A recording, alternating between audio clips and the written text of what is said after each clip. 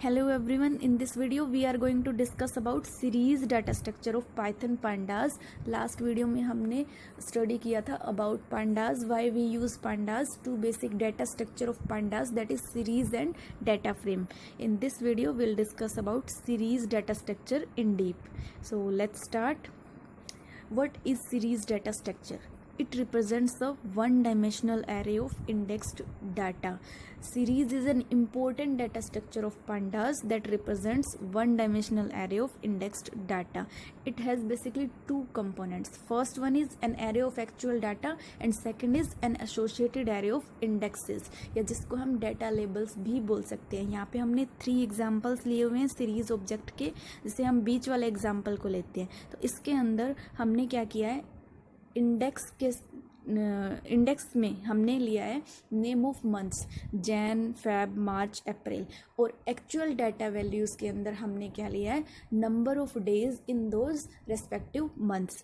उन respective months में कितने नंबर ऑफ डेज है वो हमने एक्चुअल डाटा में लिया है, और एसोसिएटेड इंडेक्सेस के अंदर हमने क्या लिया है, नेम ऑफ दोज मंथ्स. तो यहाँ पे सीरीज ऑब्जेक्ट के अंदर दो बेसिक कंपोनेंट्स हैं, actual data and index. Index जो है उसको हम यूज़ करते हैं to access the individual data values. Series में हम इंडेक्स को यूज़ करते हैं to access the actual data values. So next is creating series data structure. Series data structure को क्रिएट कैसे करते हैं. सबसे पहले तो हम डिस्कस करेंगे to create an empty series object. एक एम्प्टी सीरीज ऑब्जेक्ट हम कैसे क्रिएट करेंगे, उसके लिए हम यूज़ करेंगे series function that is associated with pandas library. तो सीरीज फंक्शन को यूज़ करने से पहले आपको एक इंपॉर्टेंट पॉइंट नोट आउट करना है, दैट इज़ सीरीज फंक्शन का जो एस है वो हमेशा आपको अपर केस में लिखना है. The S of series function is always capitalised. तो सीरीज फंक्शन की हेल्प से हम सीरीज डाटा स्ट्रक्चर को क्रिएट कर सकते हैं. सबसे पहले आपको उस सीरीज ऑब्जेक्ट का नेम स्पेसिफाई करना है, equal to pandas dot series function. अब यहाँ पे हम इस सीरीज फंक्शन में कोई भी आर्ग्यूमेंट पास ऑन नहीं कर रहे हैं क्योंकि हमें एक एम्प्टी सीरीज ऑब्जेक्ट क्रिएट करना है. हम एक एग्जांपल ले लेते हैं. जैसे यहाँ पे हमने सबसे पहले क्या किया, pandas लाइब्रेरी को इंपोर्ट किया. लास्ट वीडियो में हमने डिस्कशन किया था कि अगर हमें अपने पाइथन मॉड्यूल के साथ pandas लाइब्रेरी को यूज़ करना है तो हम उसको कैसे इंपोर्ट करेंगे. उसके लिए हम स्टेटमेंट यूज़ करेंगे import pandas as PD.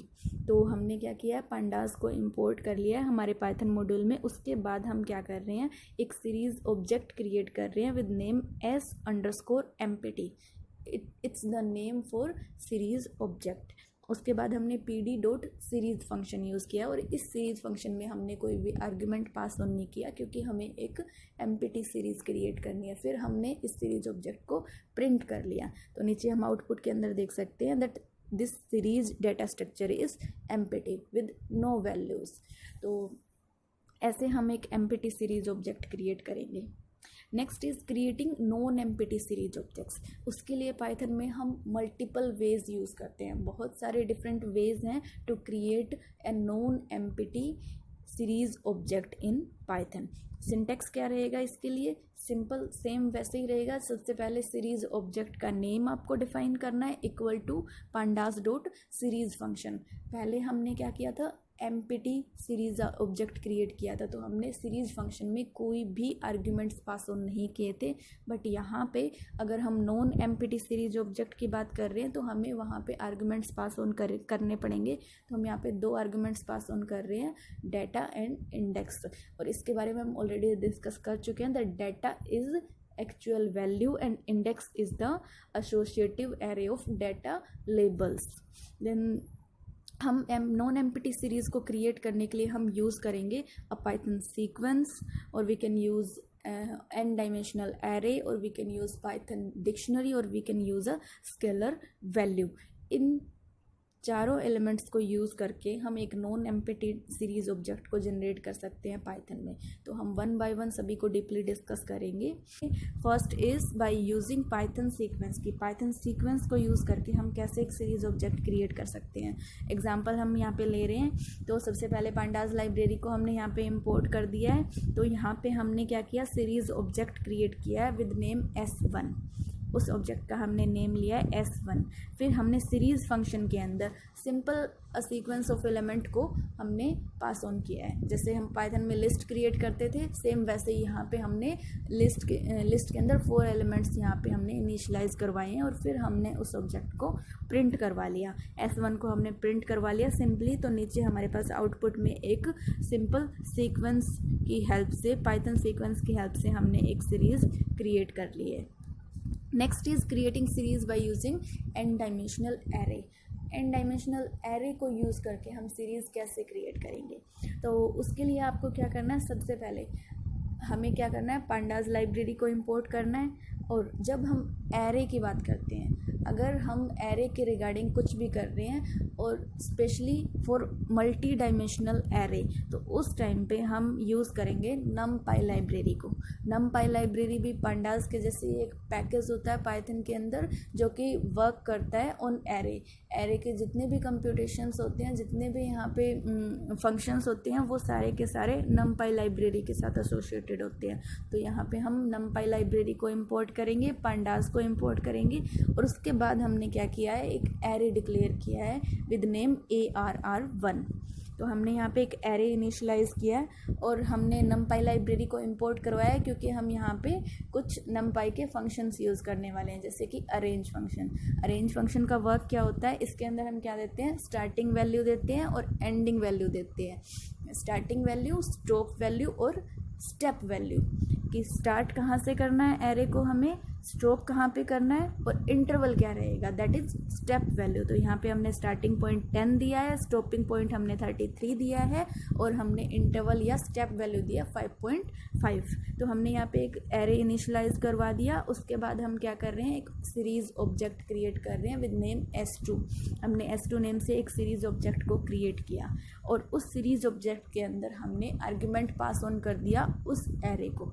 ARR1 को हम as an argument pass on कर रहे हैं in that series object S2 और फिर हमने उस S2 सीरीज ऑब्जेक्ट को प्रिंट करवा लिया। तो नीचे हम आउटपुट के अंदर देख सकते हैं कि यहाँ पे जो एरे हम ले रहे थे 10 to 33, तो वो यहाँ पे सिंपली प्रिंट हो गया है। एक और मेन पॉइंट जो अरेंज फंक्शन के बारे में, कि ये ना स्टार्टिंग पॉइंट को तो इंक्लूड कर लेता है बट एंडिंग पॉइंट को ये एक्सक्लूड कर देता है। 33 वाज द एंडिंग पॉइंट, तो 33 को इसने एक्सक्लूड कर दिया फ्रॉम दैट सीक्वेंस।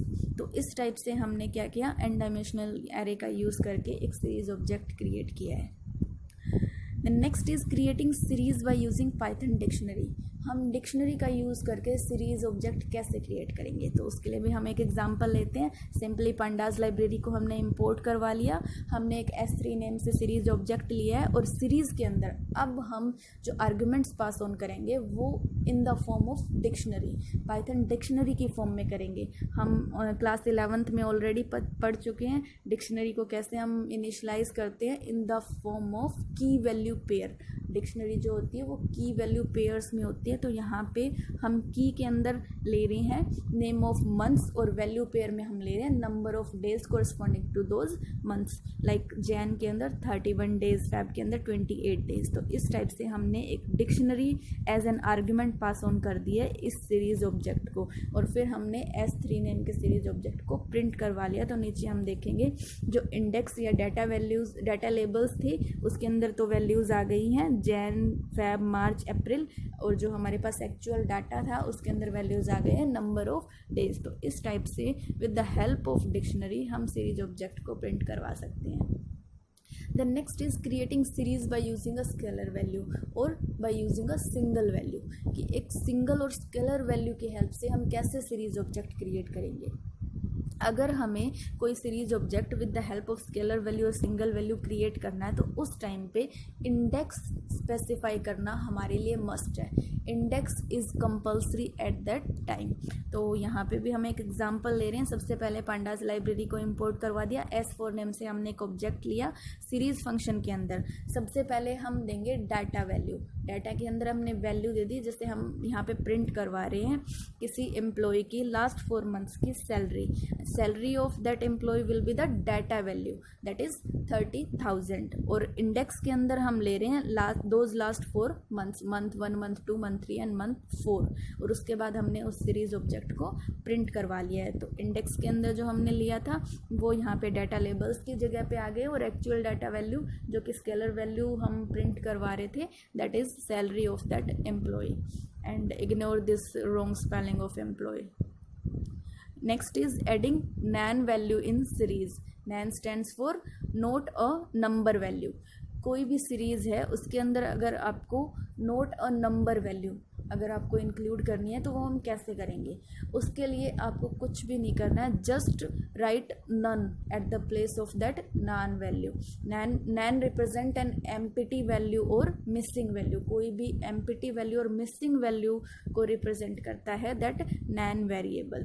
तो यहाँ पे हमने एक एग्जांपल लिया, सिंपली हमने एक सीरीज ऑब्जेक्ट क्रिएट किया और उसको हम उसके अंदर हम एक sequence as an argument pass on कर रहे हैं, पाइथन लिस्ट और अ सीक्वेंस। जैसे कि यहाँ पे हमने एलिमेंट्स लिए हैं 10, 5.5।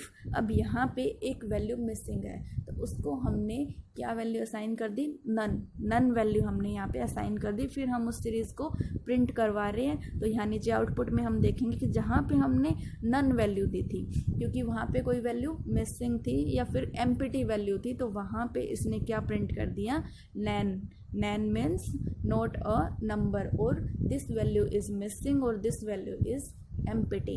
nan represents that this value is missing or empty. Next is specifying both data and index in series, कि सीरीज़ के अंदर हम डाटा और इंडेक्स दोनों को एक साथ कैसे यूज़ करेंगे। बिल्कुल ही इजी है।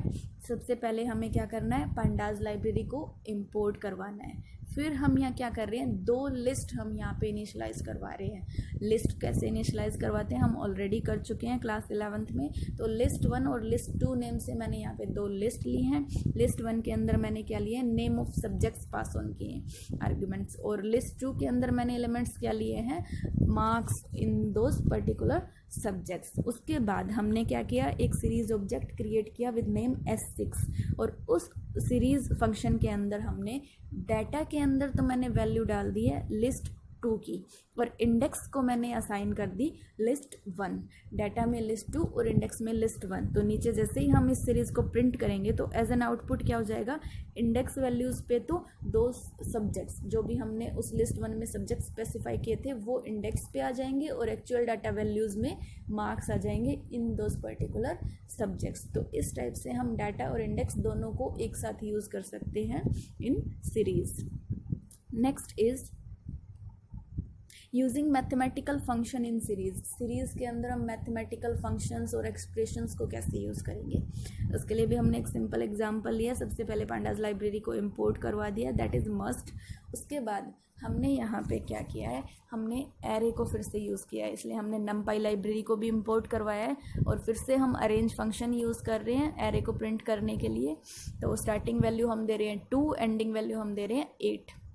उसके बाद हमने S7 नेम से एक सीरीज़ ऑब्जेक्ट को इनिशियलाइज़ किया है, और सीरीज़ फंक्शन में हम आर्ग्यूमेंट पास ऑन कर रहे हैं इंडेक्स के अंदर उस A1 एरे को जो हमने ऊपर डिफाइन किया है उसको हमने इंडेक्स में डाल दिया, और डाटा के अंदर हमने उस एरे के साथ दैट एरे मल्टीप्लाई बाय 2, ये हमने एक मैथमेटिकल एक्सप्रेशन यहाँ पे लिख दी है कि ऊपर जो हमने A1 एरे डिक्लेयर किया है उसको 2 से मल्टीप्लाई हमें करना है। तो उसके बाद हमने जैसे सीरीज़ को प्रिंट किया तो इसने क्या किया, एरे सबसे पहले इंडेक्स पे तो क्या था, वो actual array that is 2 to 8 की रेंज में वो था, तो यहाँ पे इसने 2 से लेकर 7 तक एरे प्रिंट कर दिया, और एक्चुअल डाटा के अंदर हमने क्या डाला था, दैट एरे मल्टीप्लाई बाय 2। तो उसने एरे के कॉरस्पॉन्डिंग एलिमेंट्स को 2 से मल्टीप्लाई करके वो डाटा वैल्यूज़ के अंदर प्रिंट कर दिया है। So this is the series using mathematical function. आप किसी भी टाइप के मैथमेटिकल एक्सप्रेशन यहाँ पे यूज़ कर सकते हो। That's it for today, thank you.